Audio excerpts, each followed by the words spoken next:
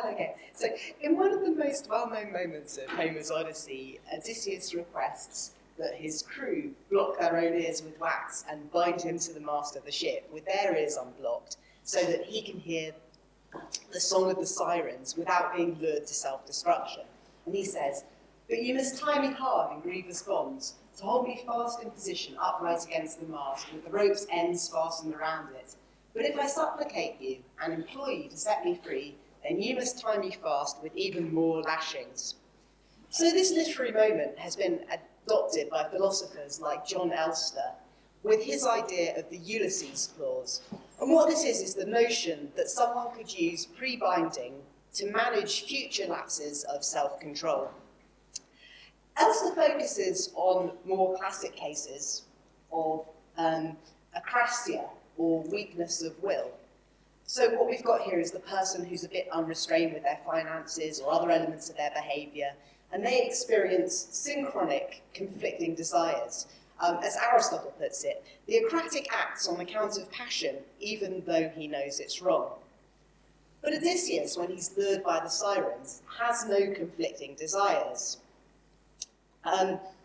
He's spellbound by the beauty of their song and their promises to impart to him their knowledge of all things that pass on the fruitful earth.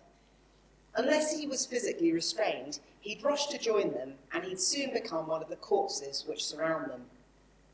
His desires to hear the Sirens are uncontrollable, and they're not amenable to reason. And unless he's restrained, they lead him to self-destruction. And it's these elements that make this Odyssean example a fitting parallel for what we'll be talking about today, which is pre-binding in bipolar disorder. Oh, sorry, are there handouts? Sorry, there are some handouts. I don't know if those are they? No, they're not. Sorry.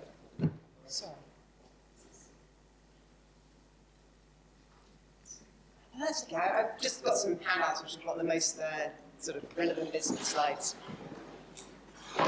so that you can refer back to them.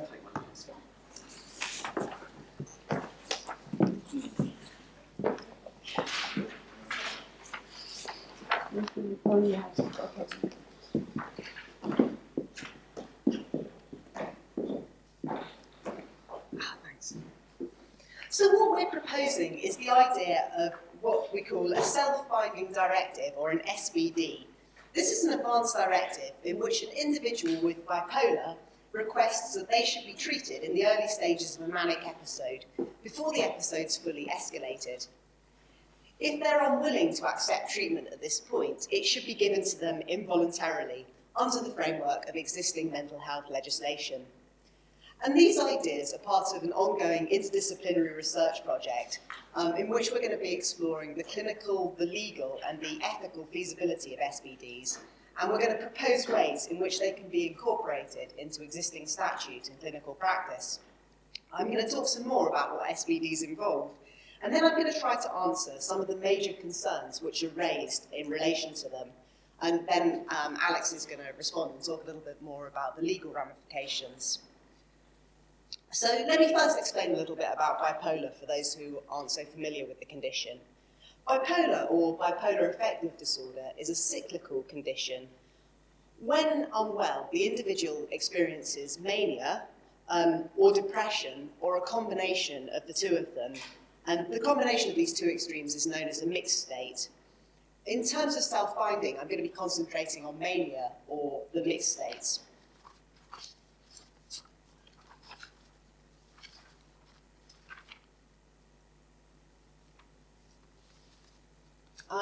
So these are some typical features of mania. For a start, a manic episode can include a full range of symptoms which are found in other mental disorders, such as psychosis. And typically, mania is characterized by a combination of relentless energy, impulsivity, disinhibition. There's a lack of doubt and a lack of the true understanding of the consequences of one's actions. There's also a strong physical component, so there's a decreased need for sleep or food, for example, and there's an increased feeling of strength and energy.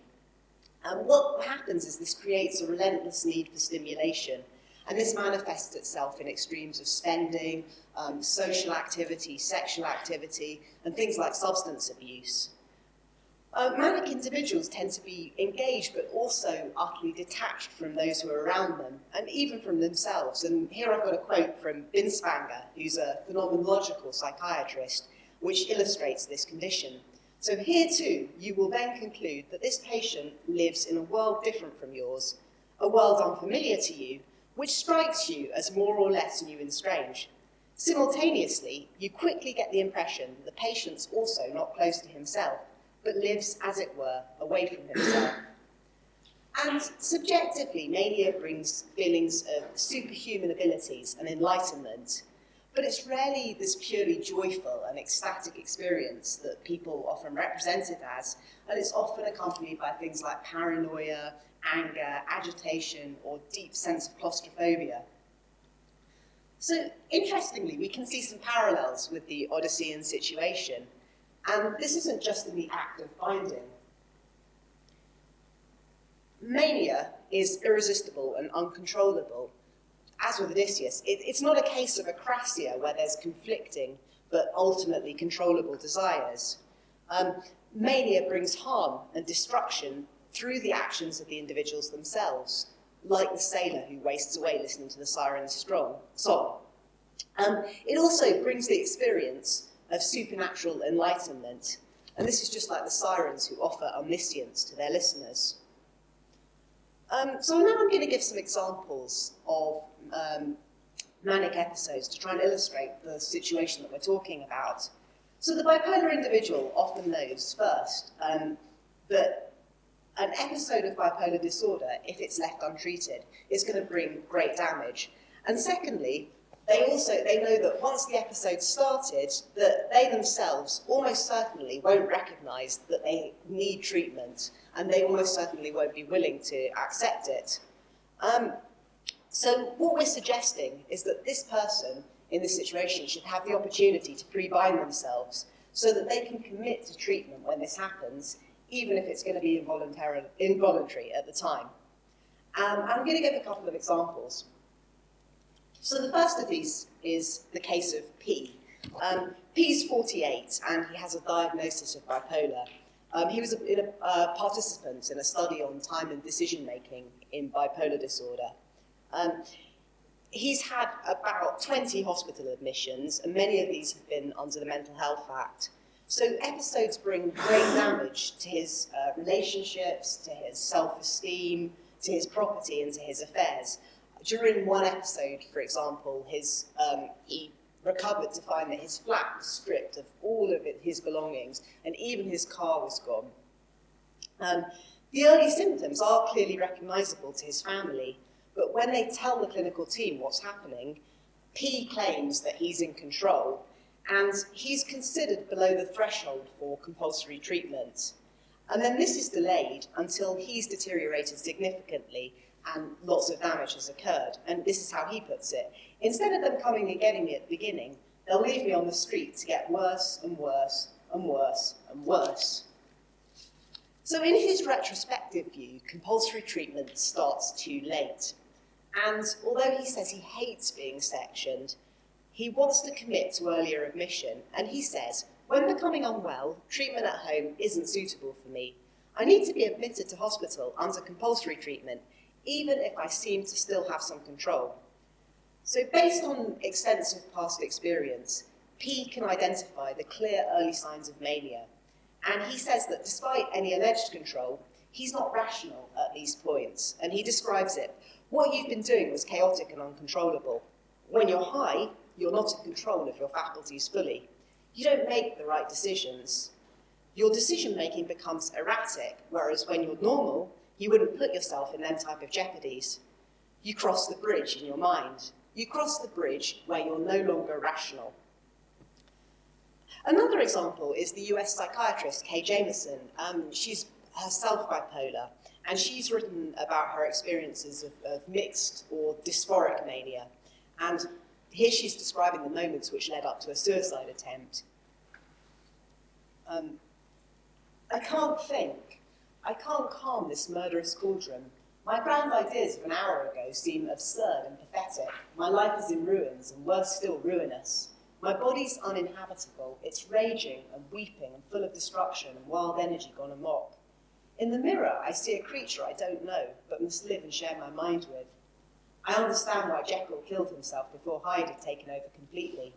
I took a massive overdose of lithium with no regrets. Fortunately, Jamison was discovered and she did survive. But in the wake of these experiences, she's written a Ulysses Clause type agreement. And what she says in this is she asked to be hospitalised and treated if a situation like this should recur, even if she's unwilling. So both P and Jamison want earlier and enforced treatment, and they anticipate that it's highly likely that they're not going to see the need for treatment at the time, and they may well resist it. But they also see that if they're left untreated, the damage will be severe. So what we're proposing, then, is a self-binding advance directive for people with bipolar. And through this process of advanced decision-making, it would allow individuals to exert some control over periods of their life when things are uncontrollable, and to protect themselves from the damage that these episodes have brought in the past. But however compelling the case seems for such directives, there's a whole host of clinical, ethical, and legal challenges which stand in the way of establishing them as an accepted element of clinical practice. And it's quite paradoxical, but it seems that through a desire to protect bipolar service users from the possible negative consequences of self-binding directives, what's happening is that these individuals are, in effect, being prevented from protecting themselves. So what we want to do today is to make the case for SBDs and to try and show that the type of objections which are being put in their way can be answered, at least to the point where the positives outweigh the potential disadvantages that the directives could incur. So first of all, I'm going to explain how an SBD works. It's based on the following prerequisite characteristics of the individual's condition, and these are gleaned from looking at past episodes. So first of all, it must be a cyclical condition, and there must be a clear trajectory of illness with distinct early indicators. And within the episodes, at the point where the SBD would kick in, the individual's not amenable to reason and doesn't see the need for treatment. And this is what we describe as a loss of decision-making capacity at this point. In past episodes, major damage has been caused, and also in past episodes, there's been coercive treatment. So the individual does have experience of what they're signing themselves up for. And finally, at the point of implementation, it's also essential that the existing criteria for enforced treatment under, for example, in the UK, the Mental Health Act, are met. So the Mental Health Act, this would be status, which is the presence of mental disorder, and risk, the risk of major damage to oneself or to others.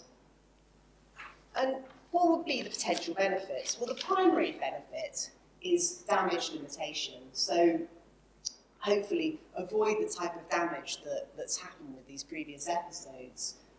Along with that, we also hope that it might lead to possible earlier remission. If treatment kicks in earlier, then the recovery process might happen faster and might require as well less aggressive treatment. The type of secondary benefits that we envisage are that this would be an enactment of what we call precedent autonomy, and I'm going to explain a bit more about that in a second, but also that the treatment is more tailored to the individual because it's based on their past history, and finally that this drafting of a self-binding directive could even lead perhaps to an improvement of the relationship between the service user and their clinical team.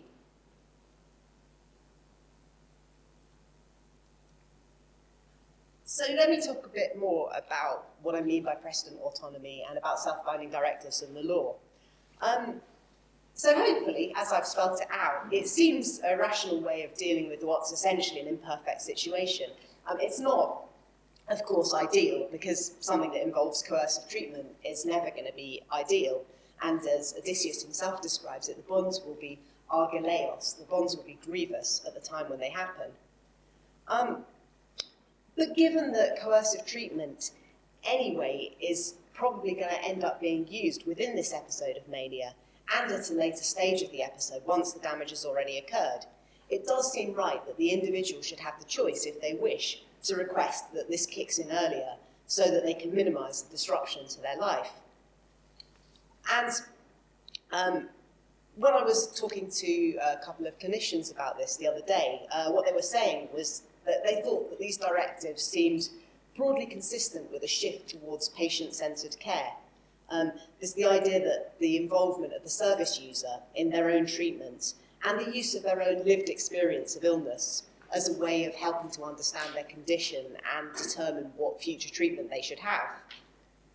So SBDs also would be an example of what Dworkin calls precedent autonomy, and this is decisions made when competent about what is to happen when incompetent trump decisions made when incompetent, and this can extend self-determination to incapacity. But still, however sensible this all might seem, at the moment there's no legal and no clinical provision for it. So currently, the law's got provision for advanced refusals of treatment and lasting powers of attorney. And these are the type of advanced directives which can be made under existing law. Even though that's the case, both of these can be trumped by the Mental Health Act. In general, the right to refuse treatment is effectively protected by the law, but the individual's got no right or statutory structure for requesting treatment.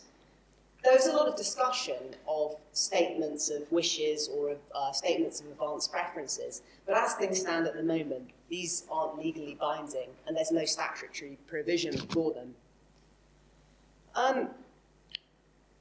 Also, another thing to consider is that at the moment, human rights in relation to mental disorder is undergoing what people have described as a paradigm shift.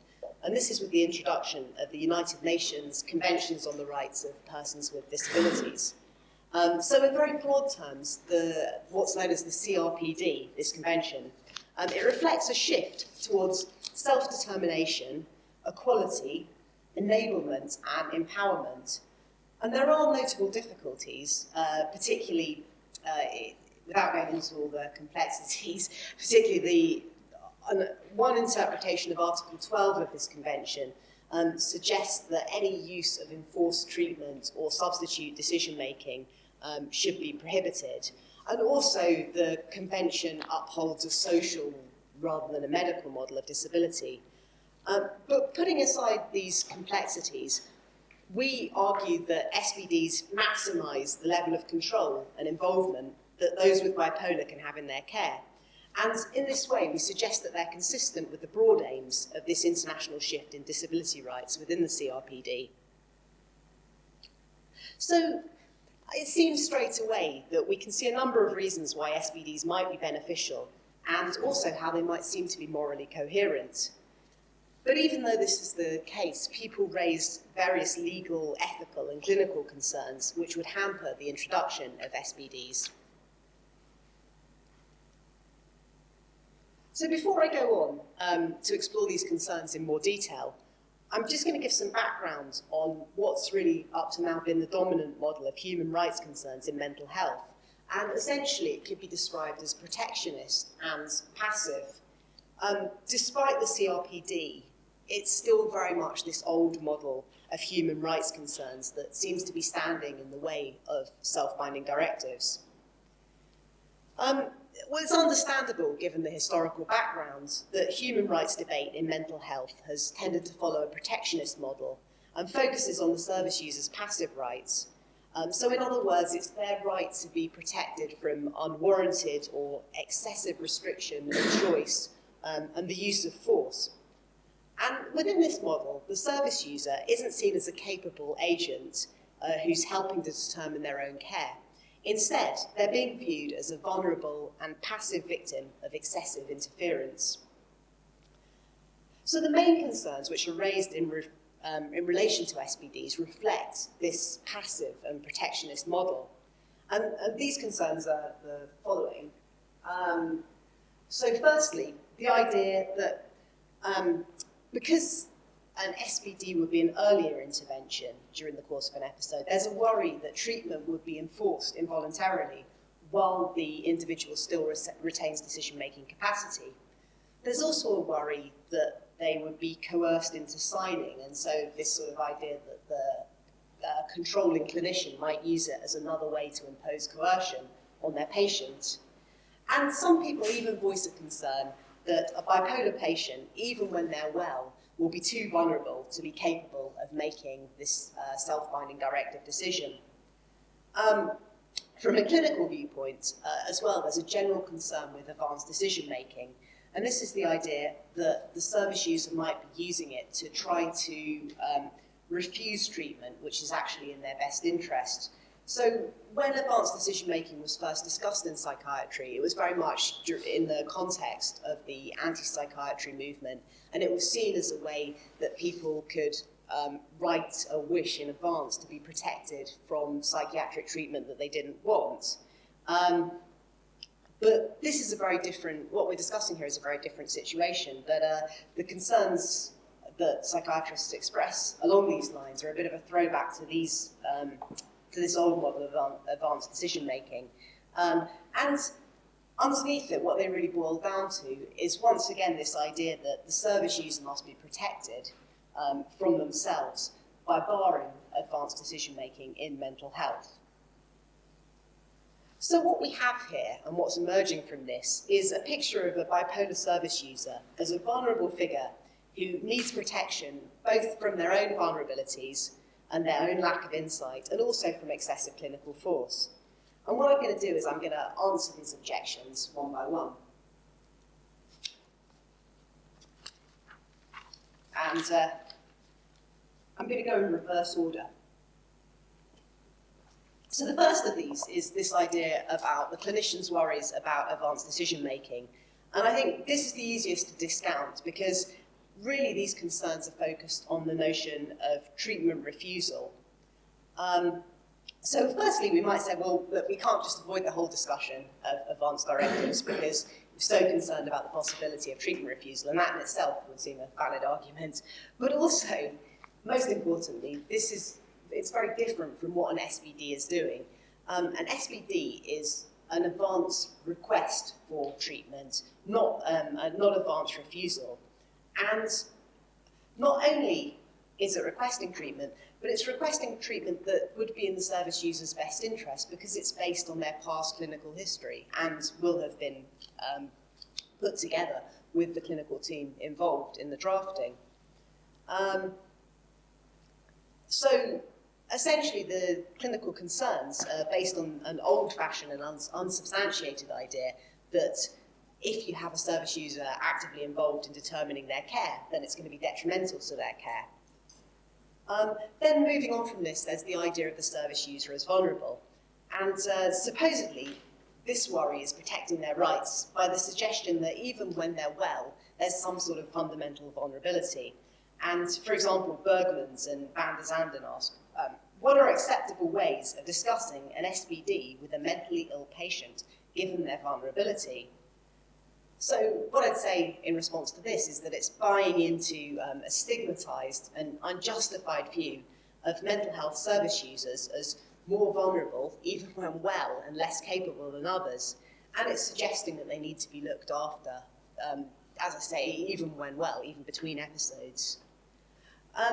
Then comes the worry that they might be coerced into signing the document. And of course, you'd need safeguards to ensure that no one was pressurized into drafting one of these directives.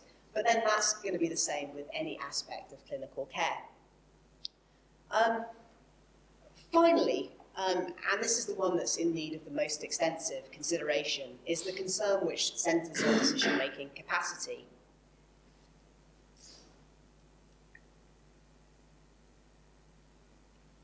So, a key concept here is the legal notion of decision-making capacity, or DMC as it's known, and I'll just explain a little bit about it for people who perhaps aren't familiar with this concept. Essentially what it means is In relation to a specific decision, does the individual have the relevant abilities to be able to make a considered decision? And this doesn't necessarily mean what others would consider to be a wise or a good decision, but it's an informed and considered decision, and it has to satisfy 4 key elements. So, first of all, as I've said, decision specificity is a key thing. So, DMC, it doesn't mean a general capacity to make any decision, but it's a capacity to make a specific decision, such as a decision in relation to medical treatment. In the context of an SBD, it's generally capacity in relation to treatment, or DMCT, that's most relevant here. This is the one that the SBD is engaging with. And decision-making capacity is assessed by others, and it's a bivalent judgment. So someone either has or they don't have decision-making capacity. It's not a sort of graded thing. Ultimately, the legal decision is that they either have it or they don't. And as I said, the assessment focuses on 4 key skills. There are lots and lots of different versions of these, but in general, what these 4 key skills are is understanding. So the individual has the ability to understand the information that's relevant to the decision. There's also the next skill is that they have the ability to retain that information, that they can retain it for long enough to be able to digest it and process it. Then there's this sort of the slightly more nebulous one that has lots of different ways of expressing it, but it's use and weigh is one way. So this is the idea that someone can weigh up the information within the decision-making process and form a judgment based on that. And finally, there's the ability to communicate the decision that's been made. And some people say that it's very much a cognitive construct, and that makes it perhaps not so suitable here, where in cognitive terms, the individual may seem to have a good grasp of what's happening. But especially when you look at the use and weigh construct and the use and weigh aspect of decision-making capacity assessment, there is room there for teasing out the distortions of insight that could influence the capacity to make a rational decision. So there is room within this concept. There's also one further complication, which is that the UK's Mental Health Act doesn't actually hinge on decision-making capacity. So we've said all this about decision-making capacity, and we've said that it's important that the person satisfies the criteria for being detained under the UK Mental Health Act, but the Mental Health Act itself is not capacity dependent. Having said that, a lot of the time, clinicians do have in mind when they're making decisions about whether to detain someone under the Mental Health Act, they do have in mind about whether the individual has decision-making capacity. That is one of the things that they're considering in practice, even if not in statute. So there's the background to capacity, and now we have the concern. So what is this fundamental concern about capacity which would make people worry about introducing the self-binding directive? So basically the concern is that in relation to a self-binding directive, someone might say in their self-binding directive, if I'm doing X, then please treat me regardless of whether I'm agreeing to it at the time. But people are worried that the SBD could be implemented and the treatment could be done involuntarily, even though the individual still is retaining capacity at the time. And this is one of the key worries that comes into place about these advanced directives. So once again, just going back to this protectionist model, clearly this is a concern about protecting the individual from unjustified intervention from others.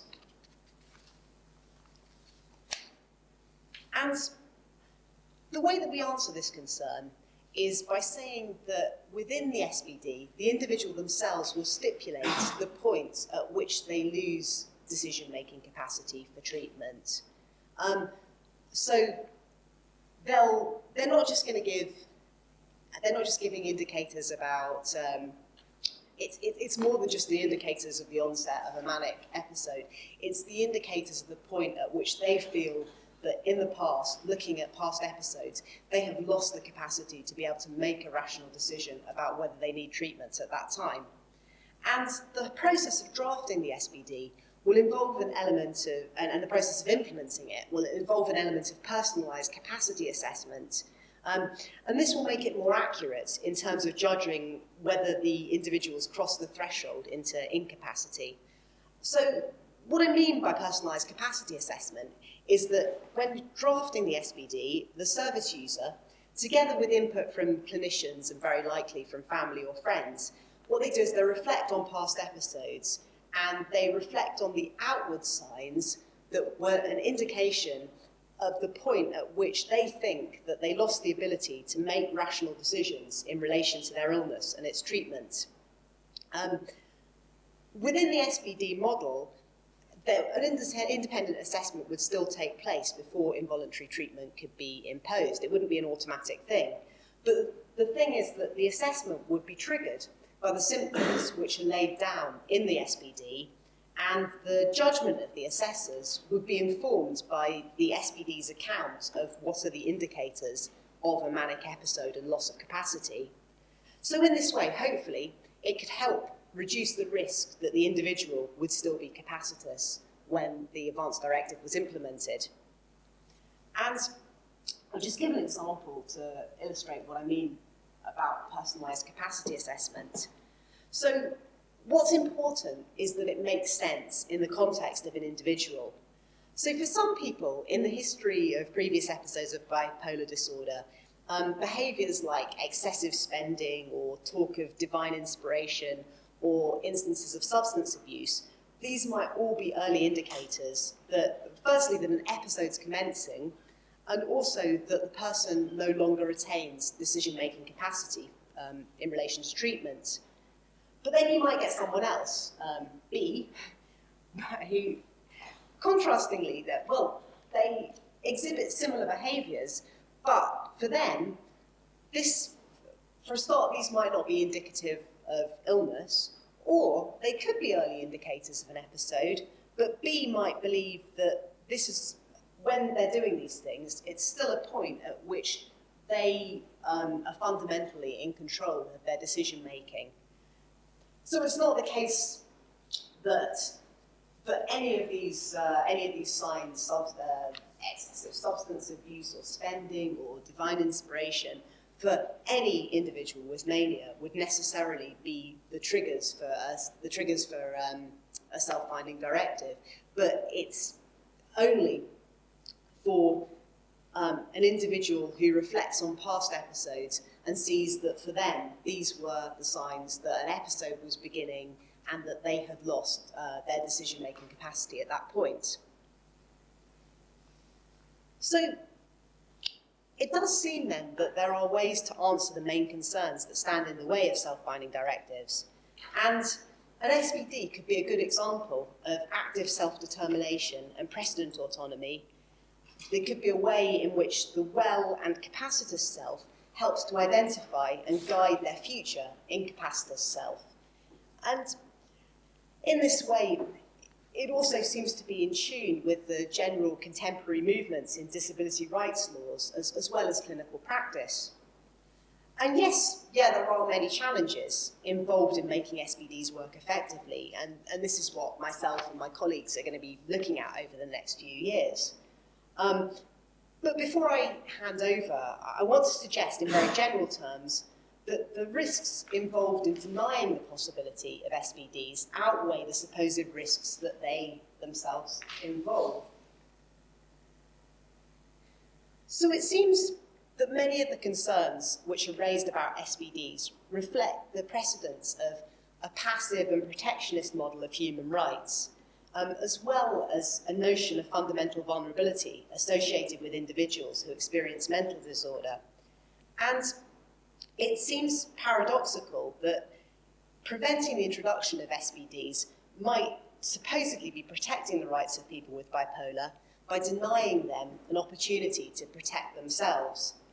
And it might very well be undermining the self-determination that it's seeking to protect.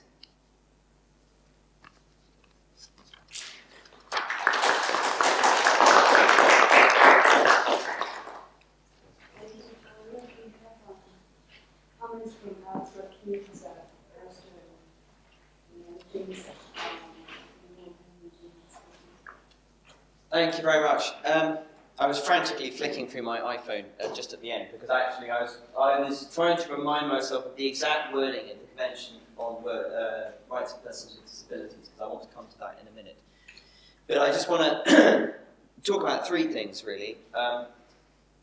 First of all, there's a big unspoken in all of this about what we're actually asking for when we're saying a right to request treatment.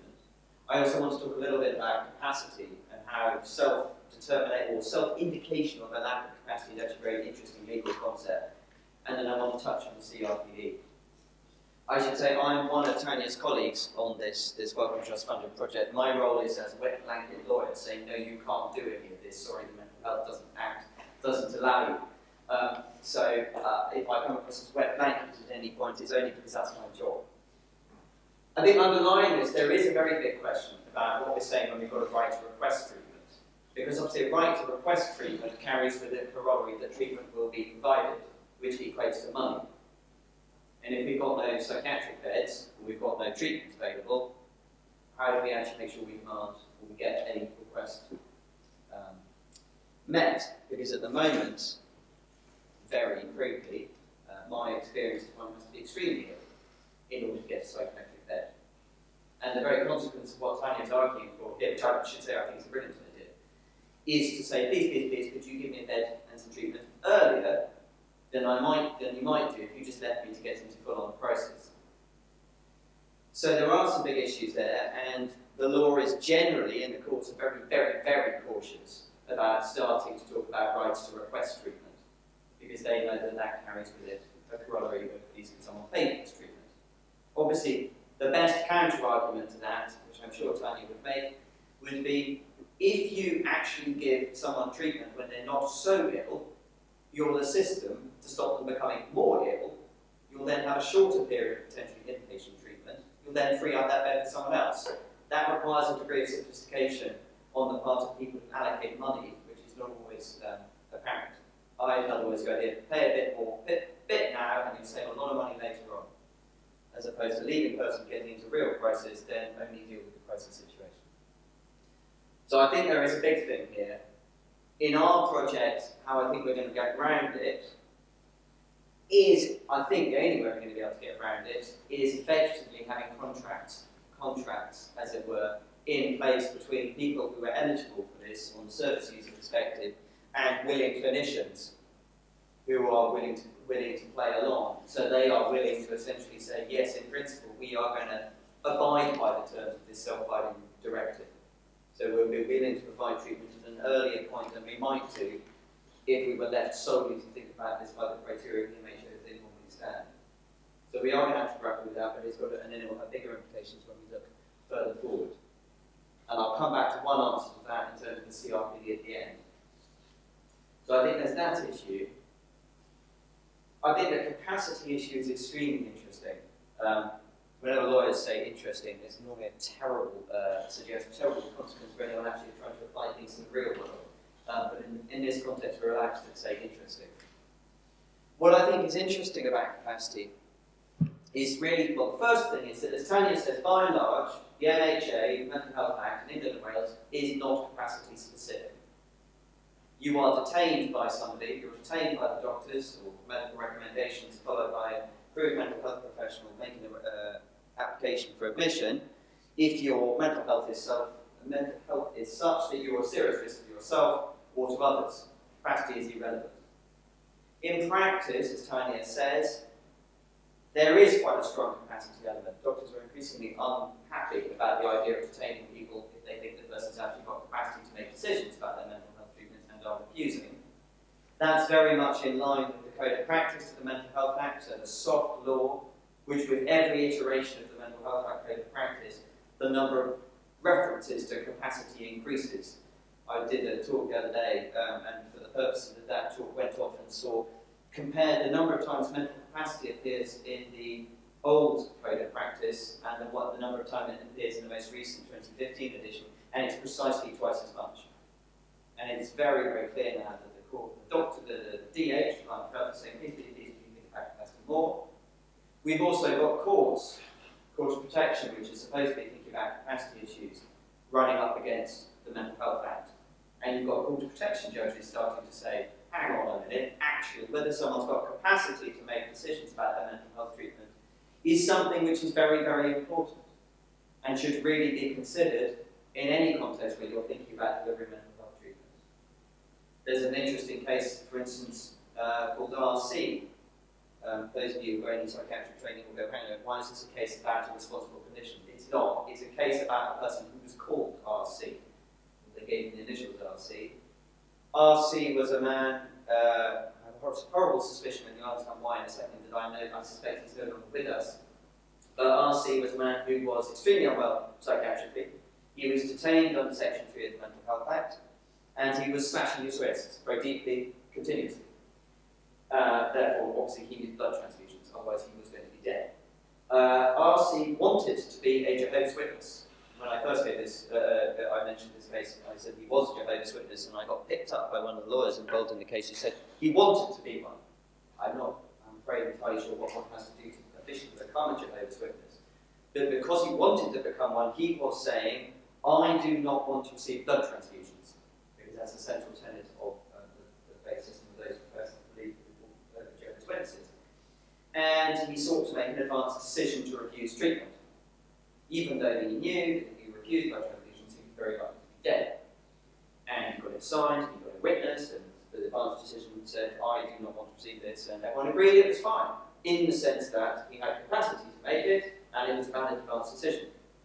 Those concerned with this treatment were very conscious that if they didn't provide blood transfusions, he would be dead. Nottinghamshire Healthcare NHS Trust was somewhat concerned about this. And his responsible clinician said, I could theoretically use the compulsory treatment provisions of the Mental Health Act to impose treatment on this man. I've got the plan to do it because this is a manifestation of his mental disorder. I feel a bit funny about that, which is that I feel this is ethically dubious because this man has got capacity to refuse.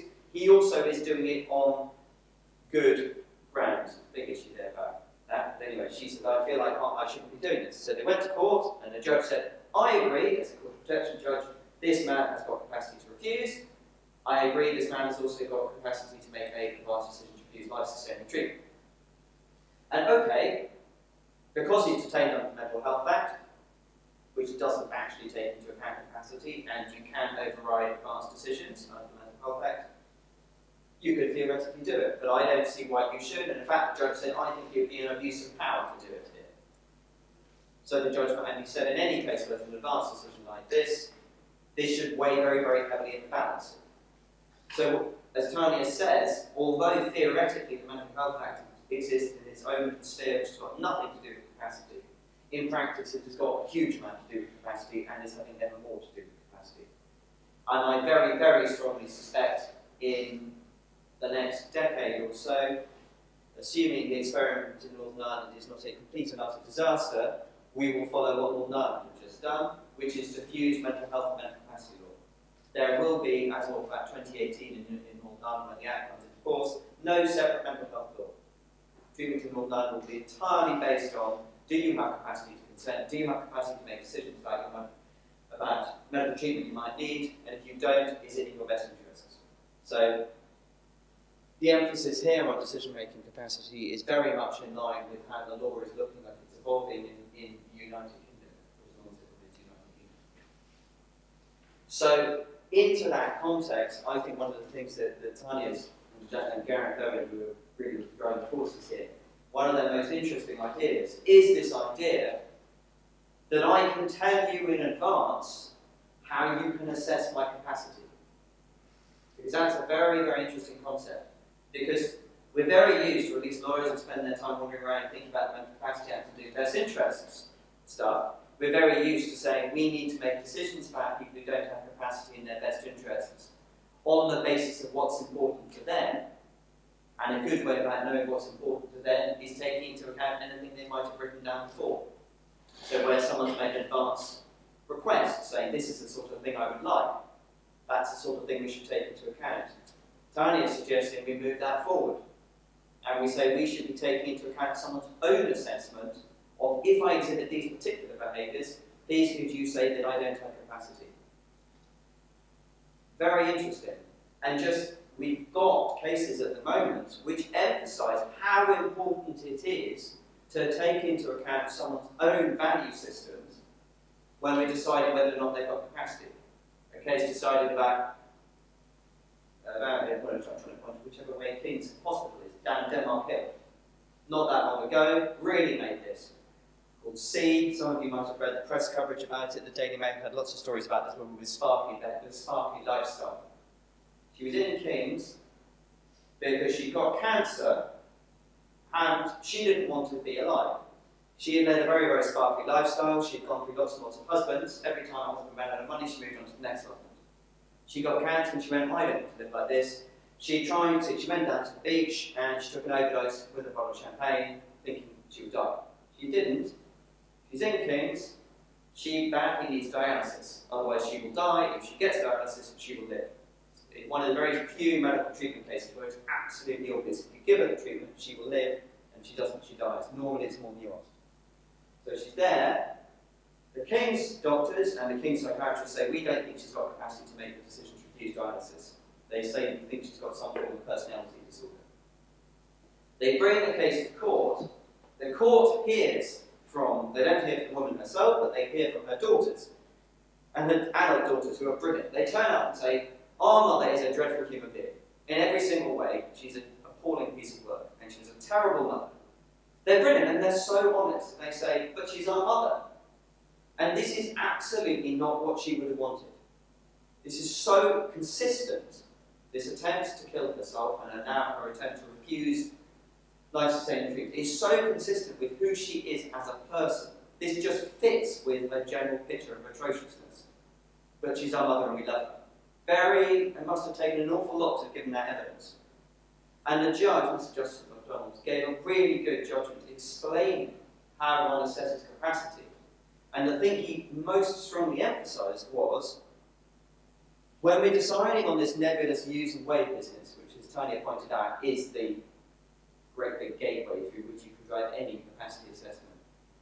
And when deciding about that, you have to be absolutely clear. Is the person unable to use and weigh the information? Or are they perfectly capable of using and weighing the information, but just not using it and weighing it in a way that you would do it? And in C's case, the judge said, it's obvious, she can use and weigh the information. That if she doesn't get dialysis, she's going to die. She just doesn't care. And so that was critically important. Who she was as a human being, her value system, her life story was vitally important to say, does she have capacity or not? So what Tania is suggesting is, in this particular situation, people with bipolar is one of the very, very few situations where we have a regular fluctuation, and where the person with bipolar, when well, can say, I know how I was when I was unwell. It's an extraordinary phenomenon at so many different levels. But one of the situation things is they are able to say, I know what I am like when I am unwell, and I can say, looking back on myself, I did not have capacity. And I can say, I can project forward and say, if I am doing this, I can tell you with as much confidence as anyone else, because I'm the expert in being me, that I don't have capacity. So I think there's a fascinating area, and it's not one which has been looked at all before. So if we can start feeding into this idea of personalised capacity assessments, very, very interesting indeed. Obviously, it's within a framework. We've got the Mental Health Act, and we've got doctors who have to apply statutory tests. We've got approved mental health professionals who have to apply statutory tests. So we've got to operate within a framework that exists. But if we've got willing doctors, willing apps, willing service users, we can maybe play around with that. So that's the capacity thing, which I think is fascinating. And then finally, the CRPD rubs around in all sorts of different ways here. Because Tania's right, this does fit with our model in the Convention on Rights of Persons with Disabilities, which is trying to say everyone has the right to legal capacity and the right to exercise legal capacity, and you can't remove that right on grounds that they've got some kind of disorder or disability. we might need to provide people with additional support to exercise that right, but you can't remove it. So in one view, this just fits straight into that. Because it's saying, we're equipping people with tools to support them in the exercise of their legal capacity when they are unwell. And in this case, the supporting of the legal capacity is the legal capacity to say, please treat me like you would treat anyone else. I would like to be treated that, please. It does rub up against other bits of the CRPD and the way it's interpreted, because it is all rather contingent on, please will this kick in when I lack capacity and lack mental capacity. And the Convention on Rights of Persons with Disabilities and the Committee on the Rights of Persons with Disabilities don't really like the idea of mental capacity. They don't really like the idea that anyone can ever go around judging that someone doesn't have mental capacity. So any model which is saying, here's a directive which tells people what to do when I don't have mental capacity, is on one view slightly problematic. It's much less problematic the more emphasis is placed on it's not other people judging whether or not this person's got mental capacity against some standard that they're erecting. It's against the person themselves saying, if I exhibit these certain signs, you can say, for your purposes, I lack mental capacity and go ahead and treat me. So it's retaining some kind of control, much better form of control. I think the other aspect of the CRPD, and it's just to conclude on this, brings me back to the point I said right at the beginning. This is actually about money. A lot of this is about requests for treatment. And when I was frantically flicking through on my iPhone just when Tania was speaking, and she looked down and saw me reading my phone, was that I was reminding myself of Article 25 of the CRPD, which is the right to help. Because actually, in some ways, what this is about is people with bipolar disorder, bipolar affective disorder, saying, would you please make sure that there are health services around and fund them, please, Mr. Hunt, to provide the support that I may need at a point when I am requesting treatment. Even if the point at which I am requesting treatment is before what you, health service professionals, who are very strapped for cash, would feel that they need to intervene. You're not quite high enough up on the triage list. So please could you make sure that you've got enough money to allow me to get treated. And there is, the right to health, the positive right to health is one of the most complicated and contested rights out there, but the CRPD provides very strong ammunition for trying to build that right in and to argue for greater provision of funding for mental health treatment. So anyway, those are a few of my initial observations as a professional wet blanket in response to Tania's fascinating book. Great. Yes, so we have a bit of time for questions and objections and further clarifications.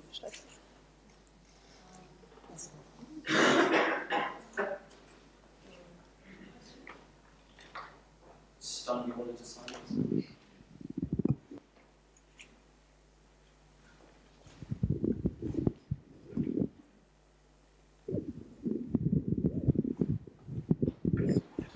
What's your hand?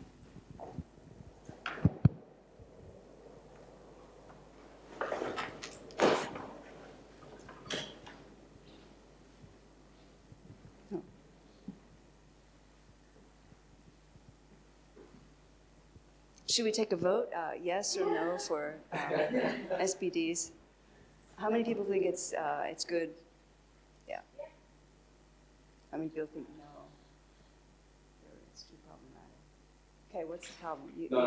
Okay, so everyone thinks it's fine. I guess from your experience, Let me give you the microphone. from your experience, thank you. From your experience, when people did object, I guess what were the common objections? And I know that you kind of went over them, but I guess just to get specific cases, maybe case scenarios in terms of again, maybe legal objections to this type of advanced directive, or maybe say some family stories. Just curious to hear more about that.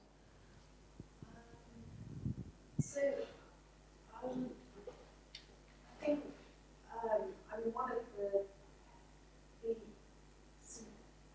main objections that do seem to come up are these objections around this great worry, has the individual really lost capacity? And the one place where where self-binding directives have actually come into play is in the Netherlands. So they do have them in the Netherlands. But what's happening there is, in the Netherlands, the model is not capacity dependent. Instead, it's a model that's based just on actions. So someone can say, if I'm doing X, Y, and Z, then I need to be treated involuntarily. And so what's happened is effectively, although the legislation came in and was passed a good few years ago, I think that there's been very few cases. I think last time there's only been some 8 cases of these contracts actually being used, because people are so, the example that was listed in one of the papers about it was a woman who said, I think it was something about giving lots of dinner parties and talking too loudly and various other things, but there was nothing about the whole issue of capacity and how it's related to past episodes. And so what's happened there is that they put in more and more layers of mitigation, sort of protective mitigation, to ensure that these are being implemented at the right moment. And this is actually the whole process has become paralysed.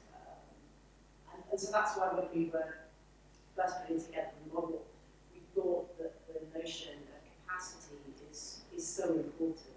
The notion of capacity and the notion of capacity which is backed up with reference to the person's history, and not just them sort of coming along and saying, hey, when I'm doing this and that, but actually going to their clinical team, going to their family, putting this all on record in the context of history which is backed up by them, backed up by other people that they know. I'm sorry, does that? Yeah, no, makes sense. Thank you. Oh, yes. Thank you. Let's say that SBD is successful and does come through and it's enforced by the law. Do you ever think the NHS would be sufficient enough and capable enough to actually enforce it effectively? Because you are asking for something to do. You're asking this is quite far in advance. This is prior to someone going into a crisis, going really, really badly. So do you think the NHS would be able to do this? Of course, that's the big question, and that's what we hope. Part of our project is sort of to do a trial run of this. What the first stage of the project is going to be focus groups in which we go to service users, but also go to clinicians, go to hospital authorities, and talk to them about the model and try and get their understanding of how this would work for them, what they see as the obstacles standing in the way. In terms of whether the NHS, I think it goes back to, Alex was saying that this thing about money, which is what it all boils down to in the end. And he's absolutely right that my argument would be, the argument that I've made on many occasions about this, is that actually although it may seem that we're bringing in treatment earlier, so on the face of it, that seems like it's bringing in the need for resources at an earlier stage. Actually, by bringing in treatment earlier, what we're doing is we're ultimately saving money because we're stopping the financial cost of the damage of the incident. So during the course of a manic episode, it'd be the cost not just of the individual of their spending and things that they do in their personal life, but the costs of police involvement, damage to public property, the costs of very expensive psychiatric care when someone's in the extreme stages of an episode. So, and if someone turns around and says, yes, but how do you know? How do you know that's going to happen? Then we say, well, look, this person, P, for example, he's had 20 episodes, and they've all ended up with him being carted into hospital after God knows what's happened in his life. He's carted into hospital by the police. He stays in hospital for months under section of the Mental Health Act. If treatment was started earlier, not only would it save him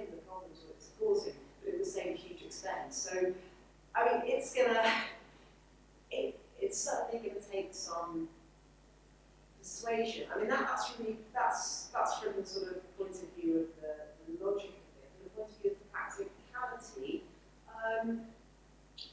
I think that another thing that's really important here is the issue of continuity of care.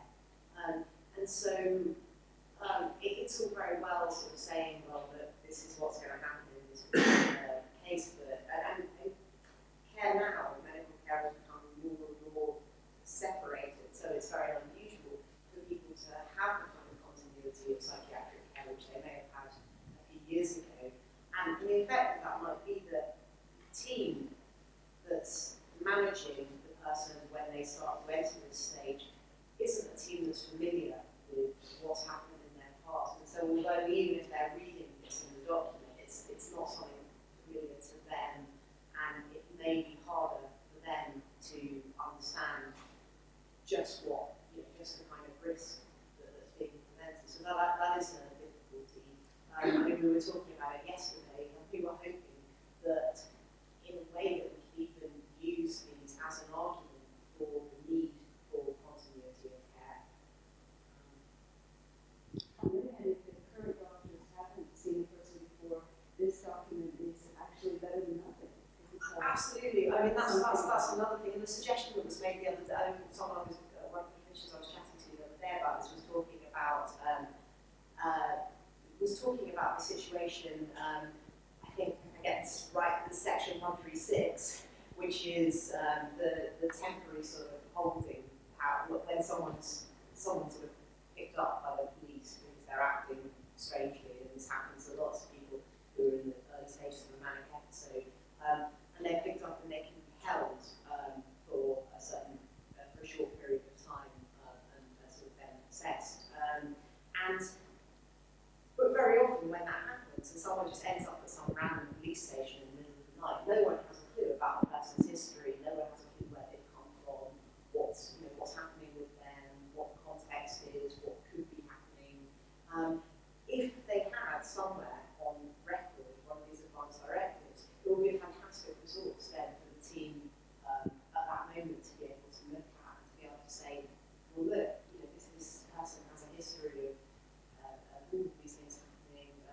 Now we can understand much more about what's going on here. We can understand about the care and treatment that they need and the next steps that should be taken.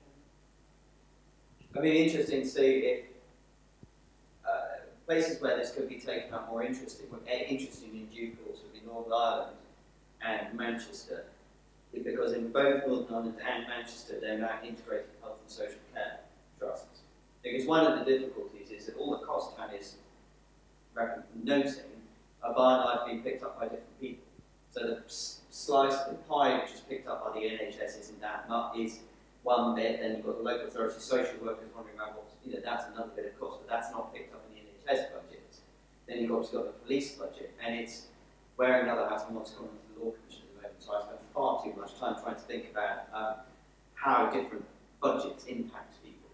And so it's that thing, I mean, it's so obvious that the person in the middle is a person, and they're intersecting with a whole range of different services. And it's how you actually account for the societal cost in such a way that that makes sense in terms of a budget which then goes to the government minister, who then goes to the Treasury, who says, well, DH got this, MOJ got that, police have got this. So the more that you've got, so it's a difficult, we need to make it, but it's a case which does need to be made on a very boring, pound, shilling, and pence level to say, actually, this really does take money, and as Tania says, the really important thing is, it's not just speculative. It's almost like one of the pieces of work we need to do is go out and actually calculate how much P this costs. In a properly costed impact assessment, sort of, get an economist on board. Because that's the sort of thing which does need to be, because of moving beyond the contractual situation which we're working on in the pilot, which is willing clinicians, which is great. Then when you're moving to a situation where we're trying to roll one does work to try and roll it out more widely, it's these kind of really boring. But boring on one level compared to the really brilliant points of principle, but what kind of fundamental stuff we need to be grappling with. Well, I suppose one can hope that if these enabling treatments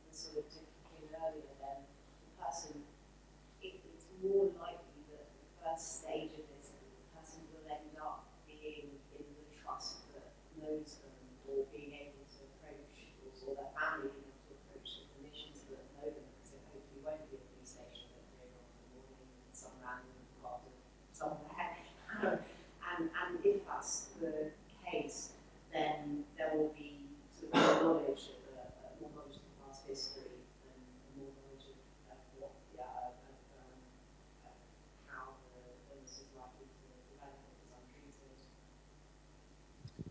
Question. Concern about actually ironically justice, because it seems like the people, so if these events were respected by the law, then people would be able to make requests, which would lead to some money towards what they would get treatment. But it seems like the people who would be most likely to have these advanced directives would be very sophisticated people who are upper middle class, who know about them and so on. So it looks like a sort of formula for distributing health care a little bit differently for the upper middle class and poor. You see what I mean? Yes, yes.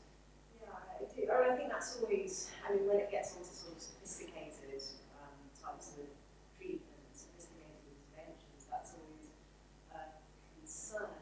I suppose in answer to that, we would hope, we would try to I think part of it is ensuring that clinical trusts are educated about the existence of an advanced directive. And so, typically, although that's the case on the one hand, typically people with a recurrent condition, there's a greater likelihood that someone who has a recurrent condition of bipolar disorder will, over the course of time, end up in the less advanced, less socially advantaged sector of society. So I suppose on the one hand, the pool of people that we're talking about to begin with may well be the less socially advantaged. And I think that with if clinicians are well enough educated about these interventions, that they will be able to then introduce them to everyone who's because primarily it will come. Although you may get some well-informed people who sort of come to this through their own research. Primarily, the introduction of the idea will come through the clinical team. And the NHS is really involved. Yes. Yeah. You have a question? So you were talking about how, can we take the microphone over there so someone can get it? I'll just say. So you were talking about how these directives would be made based on past history, but I was wondering how many times would these people have to be forcefully admitted to hospital before they would be allowed to make these directives? So, once again, it's an interesting question. So, for a start, a couple of things here. So one is, as we said, that the past history of coercion. And then there's the question, of course, of whether that coercion, does that mean that the person was sort of, was it kind of light and weight coercion, or would there be a prerequisite that they must actually have been formally detained, or perhaps sort of more, although according to the code of practice this doesn't happen, but on the face of it happens an awful lot of someone being sort of given a very heavy hint that unless they accept hospitalisation, that's what's coming their way, which is an instance of coercion, but it's not an instance of formal coercion. So that's, there's that question. There's the question of what constitutes a past history of coercion. In terms of how many times, I suppose it's most likely that this is going to be suggested to someone who's already had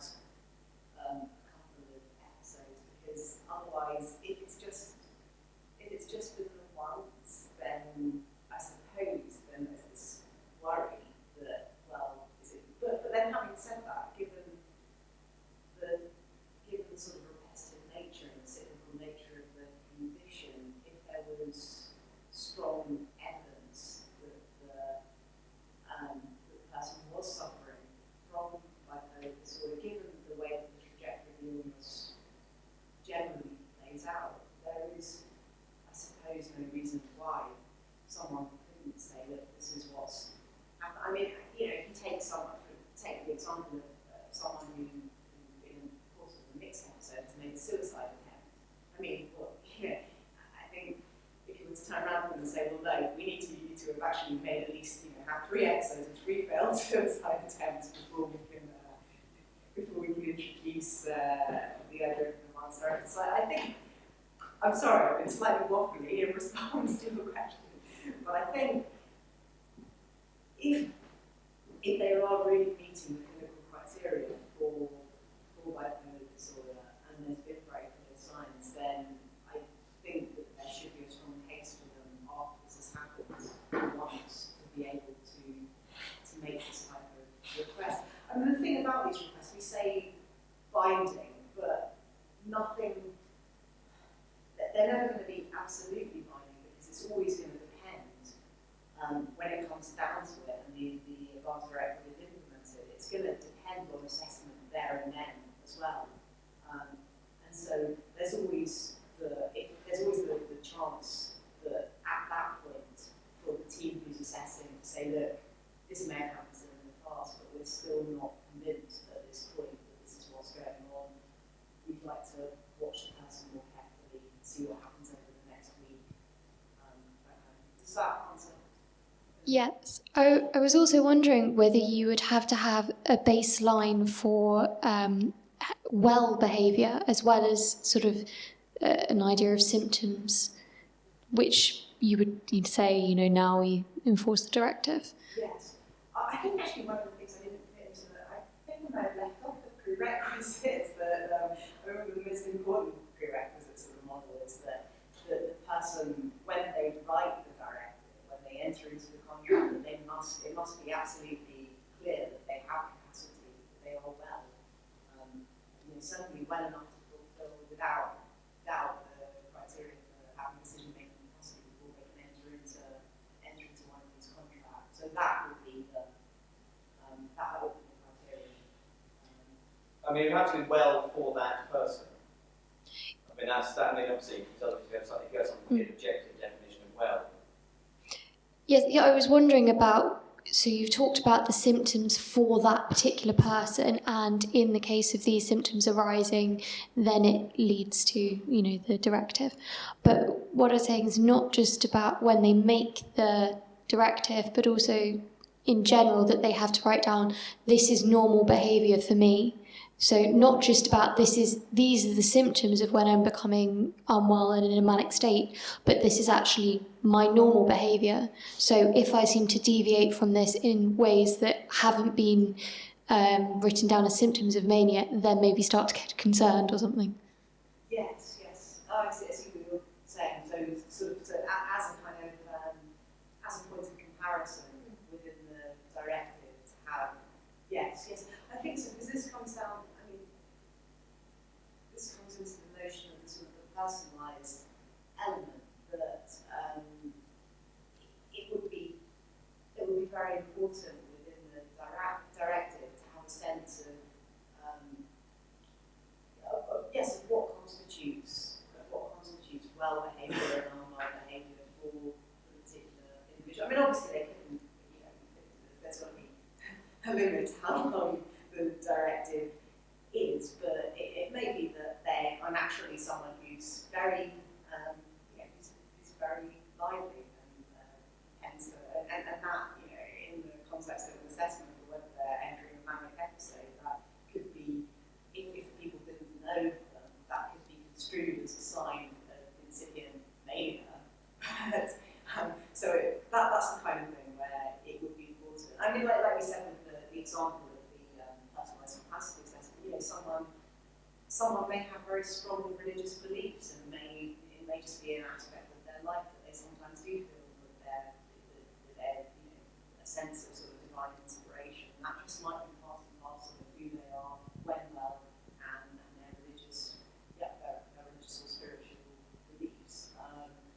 so it would be important to have an understanding of that so that that wouldn't be misinterpreted. I mean, one of the things that, I mean, there's a number of things operated at two different levels in terms of a pilot scheme versus how one would enshrine any of this in statute. Because, I mean, for instance, going back to your point about what constitutes a history. I mean, I'm so obsessed at the moment with drafting things that all I can see is things through how you actually write, because it's fine within our pilots to have our self-definition or, you know, we'll accept people onto the program, as it were, if they've got a history which we've defined as X, Y, and Z. That's fine, and obviously one of the important things about that is that will allow us to test. Then how do you actually translate that if we wanted to something which is actually law? You know, would you say it's a history, or would you say you need to have a minimum of 2 episodes? I mean, there are many differences between the kind of very personalised study we're going to be able to do, hopefully. Thank you, well, just give us money. But, you know, we'll be able to do where we are able to have those kind of detailed, nuanced conversations, and then a rollout to any form of bigger thing where it's to actually turn. I mean, the mental health act, when you read the legislation, is remarkably blunt in lots of ways because it has to be, because it's just trying to cover the entire gamut of human behaviour, and also from the best clinician to the worst clinician. You've got to have a floor for, you know, what you can and can't do, and then they try to amplify with the code of practice. So I suspect, for instance, if I was drafting right at the moment, I would probably say that person must have a history, and then you would say, a history normally would be 2 or more episodes, except in exceptional circumstances it could be one episode, and then you have something in the code of practice said, what do you mean by exceptional? And Tania's example of a person trying to commit suicide in the context of something which is possibly hasn't been recognised before, but once after a suicide attempt is recognised as bipolar, and then people putting it together go, hang on a minute, you know, this is just the one stage, but actually if you think about it, this person had all these different cycles, they're just only ever being picked up in cohorts at once. So allow that kind of nuance in. And another difficulty here is just the difficulty of diagnosing bipolar disease. I mean, typically it's I forget what the latest estimate is, but people say it often takes, I think it's 8 or 9 years from the first episode until someone is correctly, and sometimes longer, until someone's correctly diagnosed. And it can often be at the point of diagnosis that the person then looks back, and it's like putting together a jigsaw puzzle and understanding, oh yeah, now this happened and this happened. I think because of what I was saying at the beginning, that bipolar can include so many symptoms of so many other, can be such a range of symptoms of so many other disorders, as well as behaviours which can be associated with that, you know, which aren't necessarily associated with mental disorder. It can be such a difficult condition to diagnose that can also complicate the history.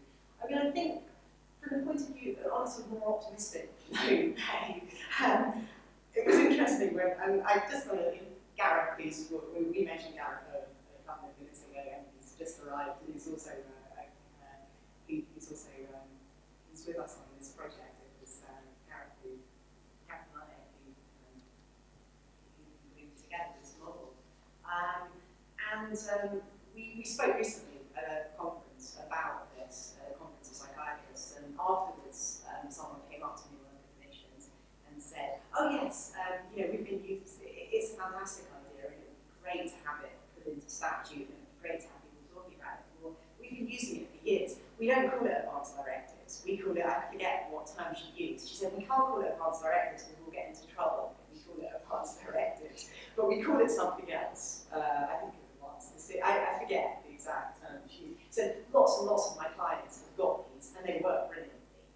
And so one of the early stages of the project that we're going to do is actually just kind of going out there and saying to people, look, you know, there's such a kind of strong logical argument for this type of intervention that it seems that if people are, you know, yes, then there's people.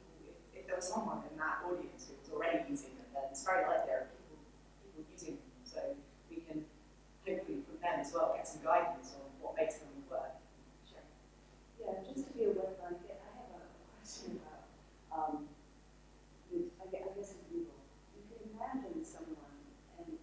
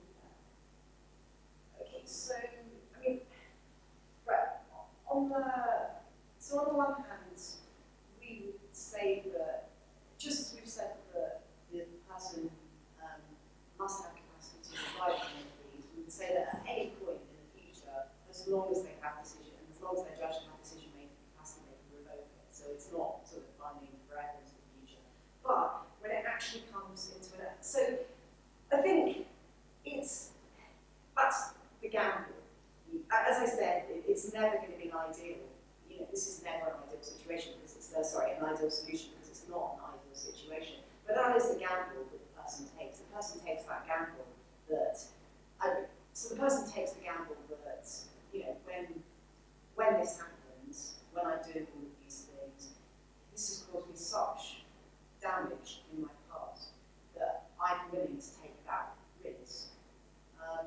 Also, at the time when the advanced directive is actually implemented, there will be an assessment process. So it's not sort of an automatic thing. It's not, well, the advanced directive says X, therefore this is what happens. There will be an assessment process, and during that assessment process, the individual will have the right to make those arguments. Just as, I mean, and those are the kind of arguments that people with bipolar typically do make when they're subject to mental health act assessments. They'll say, look, you know, yeah, it's true that last week I didn't do X, Y, and Z, but this is who I am now, and so change.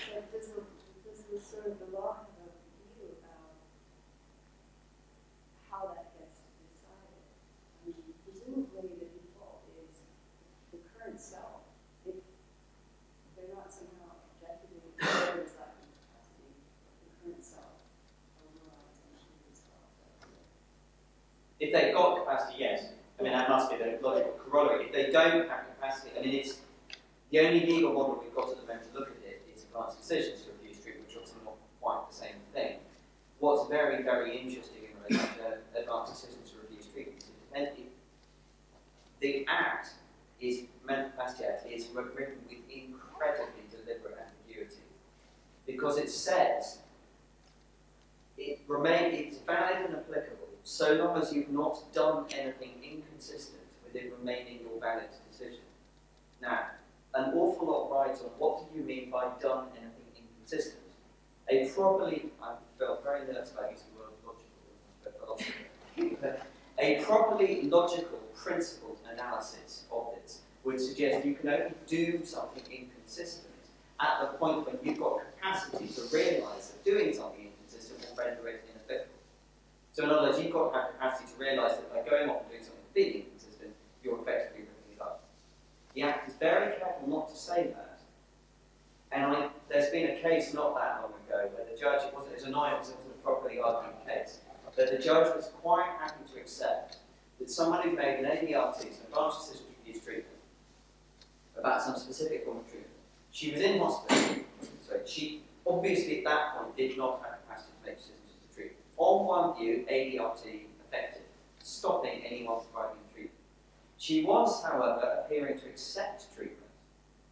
And the judge said he would have been prepared to say that that constituted doing something inconsistent with remaining a valid treatment.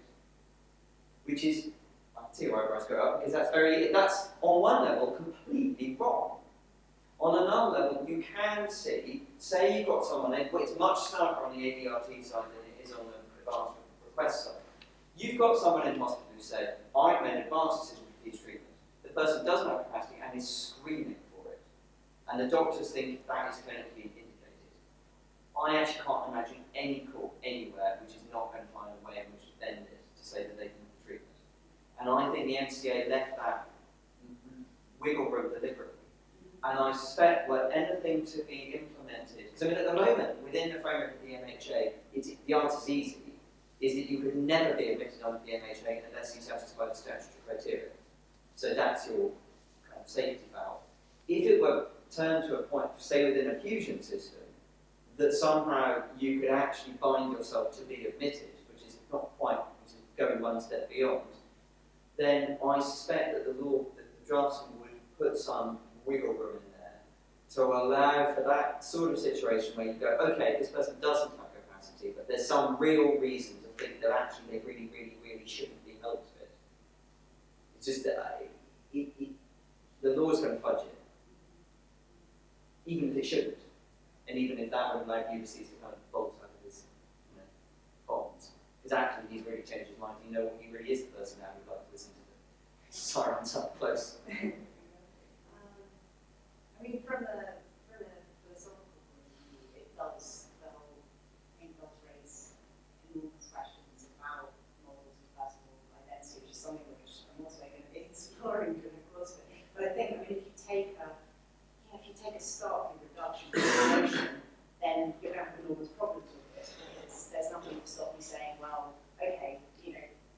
P, when he's well, is one person, but he's so radically different when he's unwell that he's not actually still he. He's a different person. And the only way that the directive can work is if there's a way in which we can argue that despite this enormous discontinuity in behaviour between manic P and non-manic P, that P is essentially the same person, at least from a legal point of view, but somehow certain aspects of those aspects of their personal identity haven't gone. They're the criteria against which we're judging that P is having a manic episode, even if they're not being manifested at the time. So it's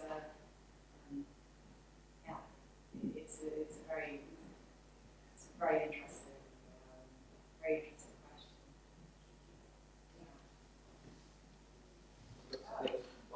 One more question? Sorry, I was just wondering, you're talking about this in terms of bipolar, but would the ultimate aim be to roll this out for other types of mental health conditions such as schizophrenia, and whether that would be possible? Someone was asking me about this the other day. I mean, I think it's one of the reasons why it's such a good fit with bipolar is because there is such a stark sort of cyclical pattern and such a clear capacity, loss of capacity, regaining capacity, and I mean there's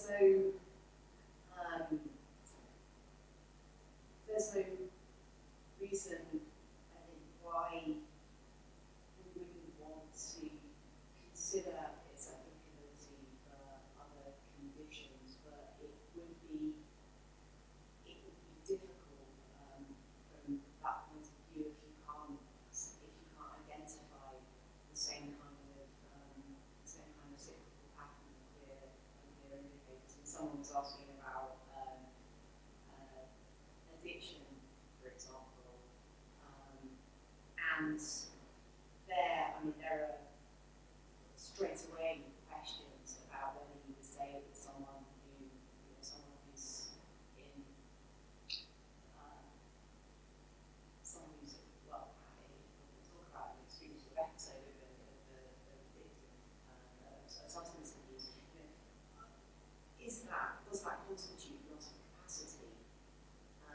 Immediately you've got those kind of questions coming in there, which would make it a very difficult area, although somewhere where clearly there could be room for thinking about whether it might be useful.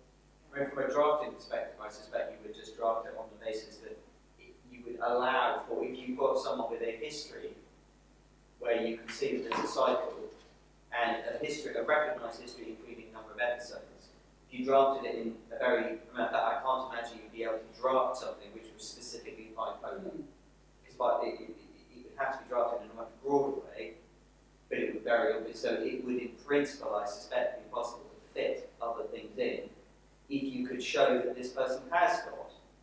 I mean, schizophrenia might be an example, although query the extent to which when one is well, one has got quite the differences. I mean, different in different ways, but there may be ways in which one could say this fits this entry points that we've set.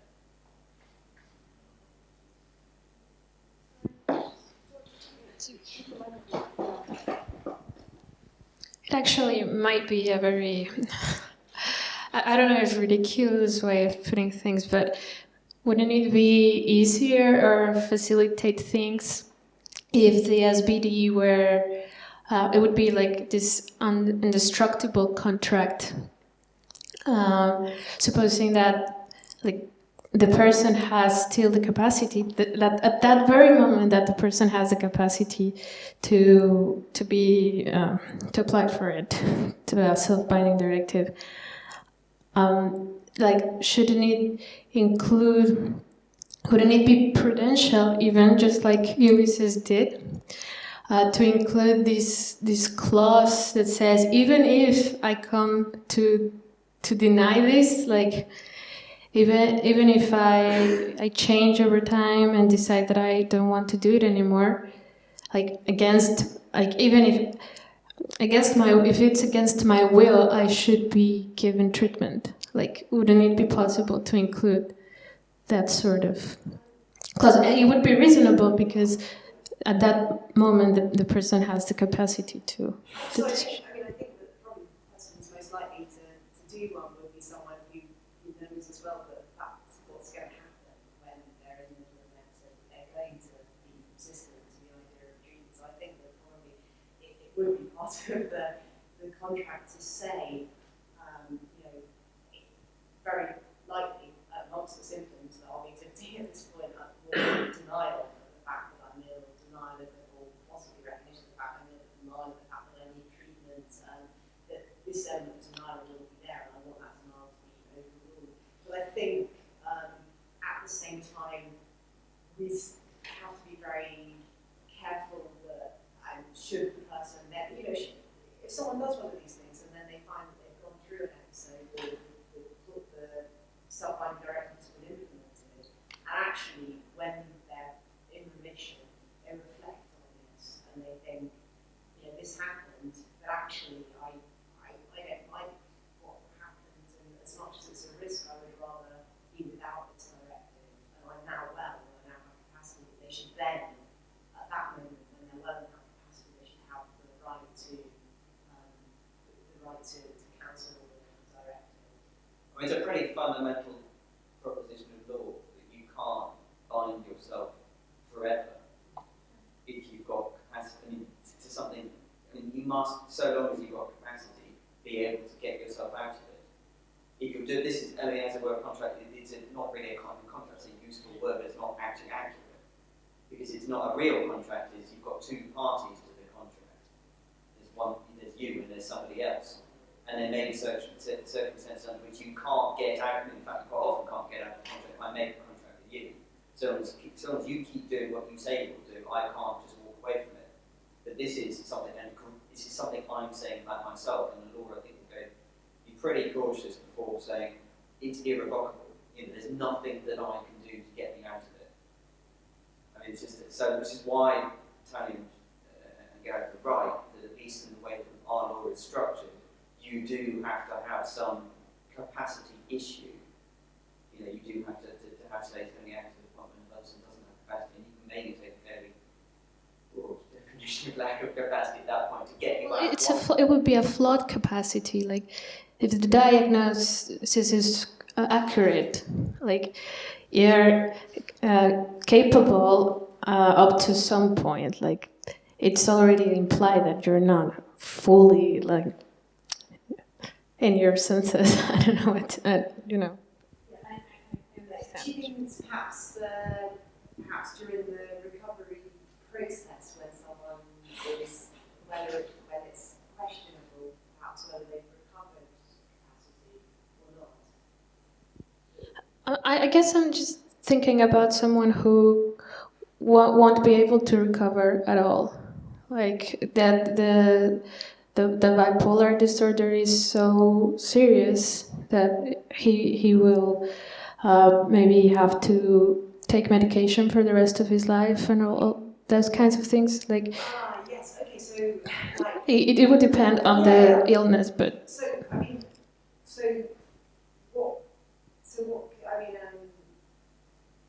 what could happen is, it could very well be the case.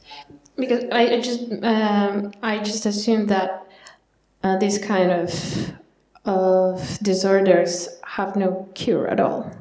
I think. Okay, so it is pretty much the case that if someone has bipolar disorder, that they will have that. There is no present, and there's no way of eradicating it completely, meaning that it will never resurface again. Typically, though, there are long periods of remission. So there are long periods of remission. Now, and this is where things get quite controversial, because some would argue that those periods of, for someone, for example, who's been treated with lithium, with a mood stabilizer, someone would argue that those periods of remission only occur because the person is adhering to their treatment and taking their mood stabilizer, taking the lithium, and that if they were to stop taking the treatment, then the condition would relapse. And so I think that what you're suggesting is that the binding then would bind them into, but that would be very problematic. Because this gets us onto the debate of the community, the debate that we've been having about community treatment orders, which is the idea that someone, once they're released from hospital, and essentially they may well have decision-making capacity, and that decision may well be, yes, the medication might be keeping me well, but I hate the medication and I don't want to take it anymore. But they're under what's called a community treatment order, which means that if they fail to take that medication, then legally they can be returned to hospital and forced to take the medication again. And so, but that, I think, from a human rights point of view, which is the same kind of situation as that we're envisaging here, is very problematic. It's essentially what you're saying is you're saying that someone who is no longer lacking, actually at that moment is not lacking in capacity. And the reason that they're not lacking in capacity might be because they're taking medication, but still they have capacity. And so because they have capacity, they should have the right, if they're to be equal with other people, if they have capacity to make a decision about treatment, they should have the right to refuse treatment. And so for the advanced directive, I would say, and I think Alex would... I'm just interested in hearing what you're going to say before I disagree. I hope that Alex would agree that it would be very problematic to say that the advanced directive was a binding thing, that once they've had the episode find that lithium works, that were they to decide then that after a year or two of being well, that actually they want to try now without the lithium, yes, there's a risk that they might relapse, but they have full decision-making capacity. They should have the right to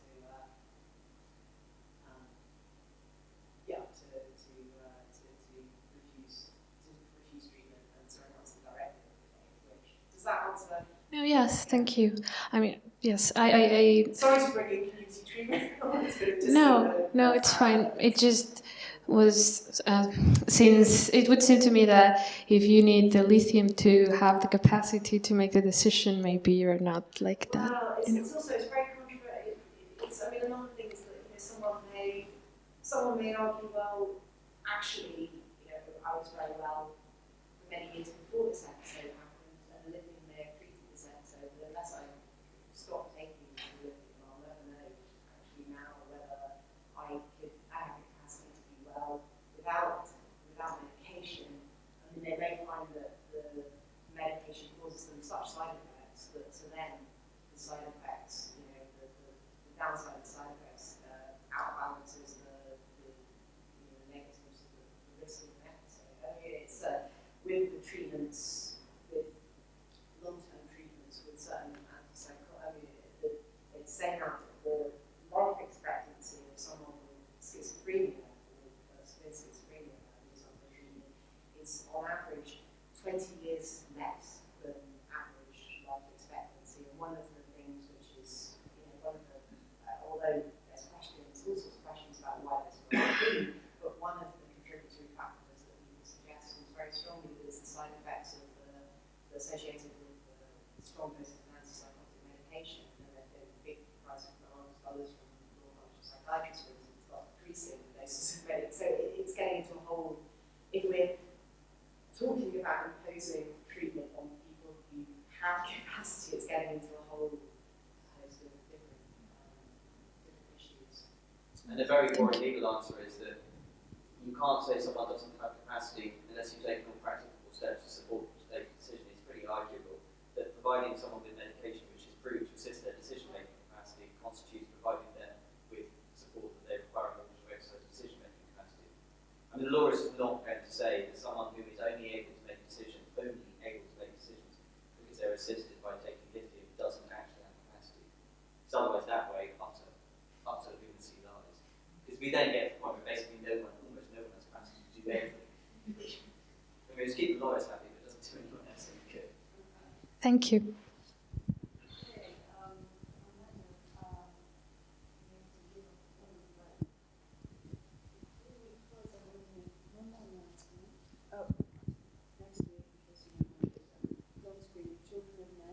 This is a movie in which the human species stops being able to reproduce. So they're hoping that, and then there turns up to be one pregnant woman, so they figure out what to do with that. But 2 weeks from now, in this very room, we're going to have the annual Sullivan lecture, and it's about medical nihilism, which is worries, epistemological worries about whether new medical treatments, the evidence for new medical treatments is really no good. So join us for that. And at that event, the winner of the essay prize will be announced. So there's all that to look forward to the rest of the semester. And let's also just thank our speakers again for a great session.